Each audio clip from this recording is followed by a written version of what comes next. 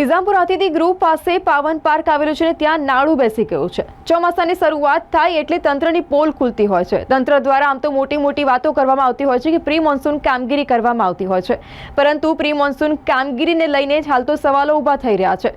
ચોમાસાની શરૂઆત થાય એટલે વડોદરામાં ભૂવાઓ પડવાની શરૂઆત થતી હોય છે। ભૂવાની સાથે સાથે આજે તો એવા પણ સમાચાર મળી રહ્યા છે કે નિઝામપુરાના અતિથિ ગૃહ પાસે નાળું બેસી ગયું છે, તેને ગાબડા પડી ગયા છે। હવે ત્યાંથી પસાર થતા જે વાહન ચાલકો છે, રાહદારીઓ છે, તેમને અકસ્માત થવાની ભીતિ સેવાઈ રહી છે। ત્યાંના સ્થાનિક લોકો છે, તેમને પણ હાલ પરેશાની ભોગવવાનો વારો આવ્યો છે।